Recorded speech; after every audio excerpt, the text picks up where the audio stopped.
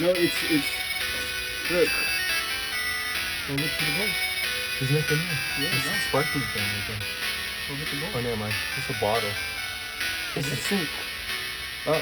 He said,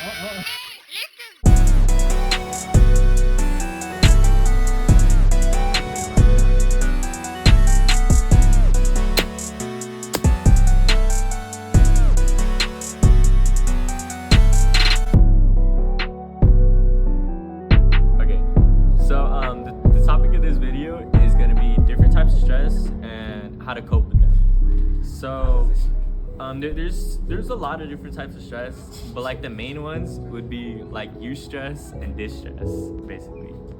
And the difference between those two is eustress, as like heard in the name, has eu meaning euphoric. And basically what that means is like you're gonna go through like hardships and stuff, but like while you're going through those, you know, like the outcome of it is going to be something better. So think of like when you go to the gym and you get like a really good pump, and maybe your arms are sore afterwards, you know, like your arms are sore, but you know, like within that outcome you're growing, like, you know, you're increasing your potential basically. And distress is, it's like basically all the stress without any of the fun stuff of like having a good outcome or anything like that. And there's plenty of ways to deal with that.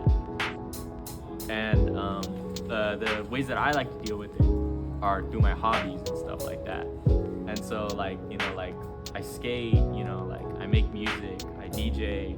There's plenty of ways that I use to cope, and you just gotta find like, you know, you gotta find like your coping. You know, like there's plenty of things you could do. So this topic is important to me because I've dealt with like a lot of stress in my life, and there's been plenty of times where I felt like I was alone, and where I didn't have the help that I would have liked, or the help that I would have needed.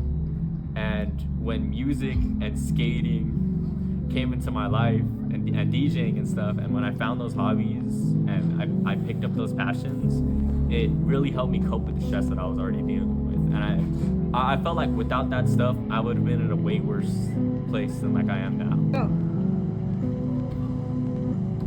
So there's two more things I forgot to talk about. I don't even know if I'm supposed to be in there.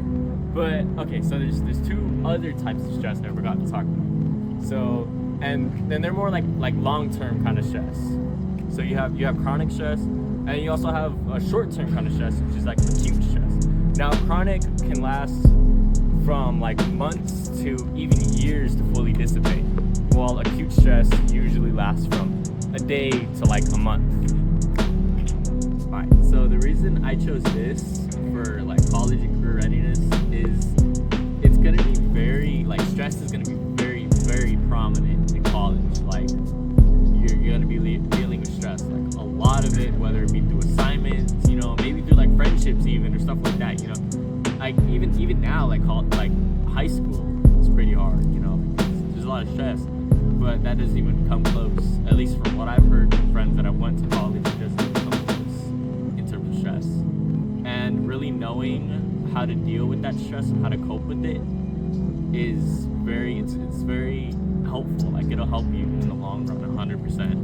And also just knowing why stress exists, or why it works that way, or why it happens, will also very much help you in terms of just understanding it and also coping with it.